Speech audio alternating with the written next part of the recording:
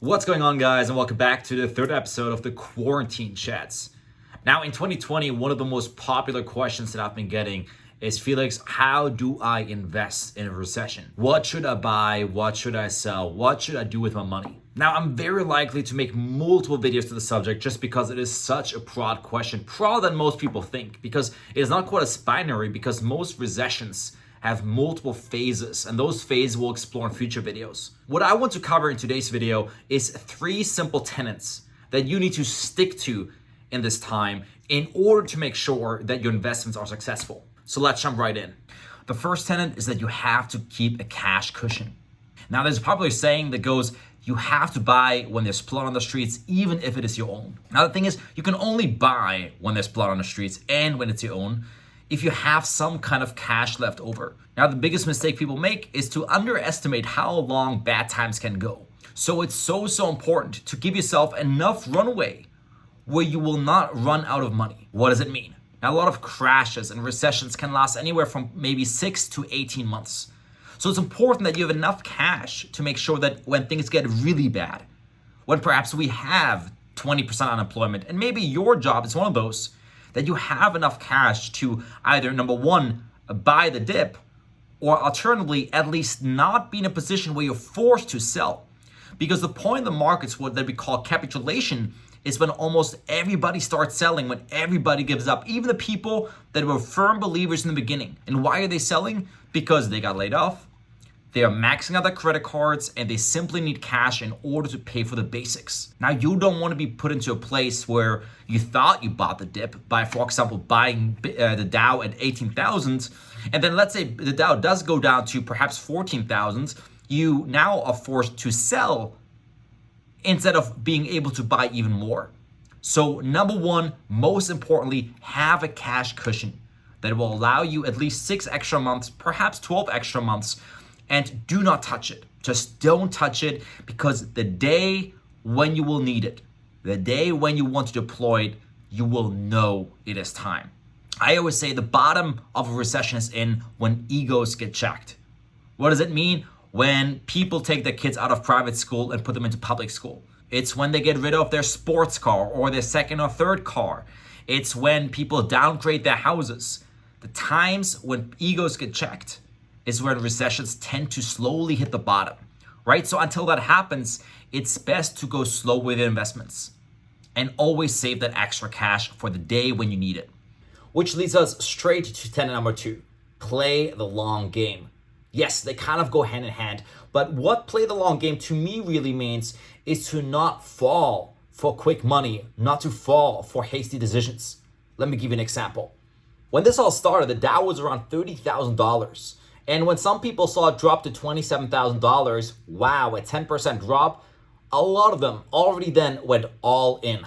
Not only does this mean that you accumulate a lot of losses on the way down, but it also means that you're out of ammo. So I always recommend play a long game, or in other words, play a slow game.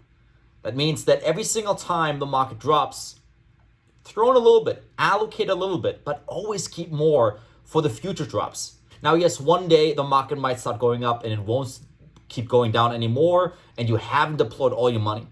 That's all right. The problem is, though, that most people, as I said earlier, underestimate how long these bad times go, and they throw all their money out the window in the first quarter. So you want to make sure that you have capital throughout all the quarters. It also means not jumping in on what seems like the once-in-a-lifetime opportunity. You see, I get this all the time. We talked about this yesterday with the oil crash. How many people do you think there were that saw oil crashing down to 1 cent, $1, you name it, and they thought it's the opportunity of a lifetime? And they threw all their money at it, thinking nothing can go wrong. But then we had a negative price, and they were forced to sell at a loss, at a huge loss potentially, liquidating their entire balances. What you need to understand is that recessions last a lot longer than people think. And yes, in recessions, there tend to be more huge opportunities than any time before, because multiple different assets will crash. Multiple different assets will provide really high return, low risk opportunities. But no matter how great the setup is, you should never go all in, because even if it is a high return, low risk play, you could time it wrong. You could miss something. and then lose everything. Hence it is important, yes, take advantage of these crazy opportunities that recessions and market contractions can bring.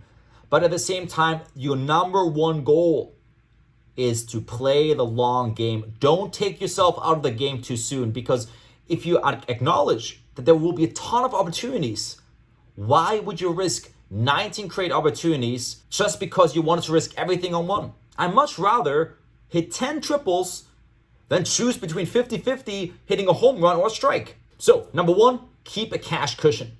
Number two, play the long game. Split your money up, slow it down. No play should take all your money. Much rather acknowledge there will be many great plays. And it would be a waste to lose it all on a single one, because you'll get many chances.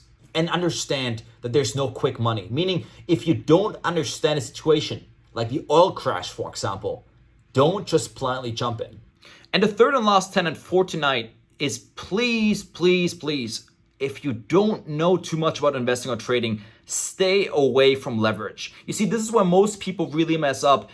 They've never messed around with options. And now that there's a recession and there's these huge opportunity plays, they say, well, now's the time to play around with options. Now is definitely not the time to start experimenting. You should have learned about this during the good times, or at the very least, educate yourself first and then start using it. So staying away from leverage. In crypto, that means no, do not go on BitMEX and start doing 100x leverage. Don't go 10x leverage, because I can think of so many people who thought that when Bitcoin dropped to 5K, that was it, and they went 5x long, and all of a sudden it dropped to 3.8, liquidating all of them. It goes back to the old saying, play the long game. Too much leverage will knock you out. And if we're talking stocks, same thing. Even stocks offer you 2x leverage, 2x margin, okay? And in almost every recession, some of our favorite companies, things like Starbucks, things like tech companies during the dot-com boom, many of them crashed 80% plus, meaning if you go 2x long, even that will force you to get margin called and you will lose everything. So for the love of God, stay away from leverage for now. If there's a brutal crash, right, and things are already down 80%, you can ease your way in. Or if you know investing, you know what you're doing, yes, then you can allow yourself a little bit. But if you don't know options, don't use options. If you've never traded before, don't use margin, because the only way to lose everything, and I hear this so many times, I'm sure you have heard it too. How many people have you heard say, I lost everything in 2008. I lost everything in 2000. I lost everything, ... The only way you can lose everything is if you use leverage. Because if you bought Amazon at the top of the dot-com bubble, and it dropped 90% on you, but you held through, today you'd still be in profit. The only way you lost everything is if you used margin and you got liquidated. Or of course you sold the bottom, which again, if you play the long game, you won't be selling the bottom because you'll be buying the bottom. Amazing. I really hope you take these 3 tenets to heart, because they lay the foundation for all the things we'll be talking about. Because I don't care how smart your picks are. I don't care how well you trade. I don't care how much money you start with.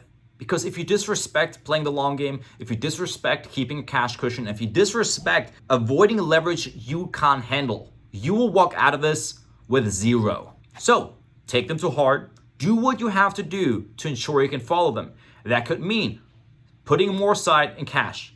That could mean deleveraging some positions. That might mean moving some cash out of your brokerage and into your checking account, and then setting up a recurring refunding. Why would you do that? Because that way you don't get tempted to use the money that is earmarked to be deposited in 1 month, 2 months, 3 months, 4 months. Because let's say the stock market does crash another 50%, okay? If you have $10,000 right now and you are fully long, then those $10,000 will only be worth $5,000. But let's take it this way. If you remove 5K and put it into your checking account, and it's supposed to go into your brokerage over the next 3 months, that means that if you lose 50%, you only lost $2,500. But not only that, now you have more cash coming into the market at really cheap prices, meaning you have $7,500, or in other words, 1.5 times as much stock as you had before. So it's so important. Take these tenets to heart. Number one, keep a cash cushion so that you can play the long game, and don't cut yourself out of the game too soon by using too much leverage. I hope this was useful. I hope you listen. I hope you take advantage, and we'll see each other next time where we go more in depth on these subjects. As always, before I forget, please go ahead, leave a comment, a like, and subscribe.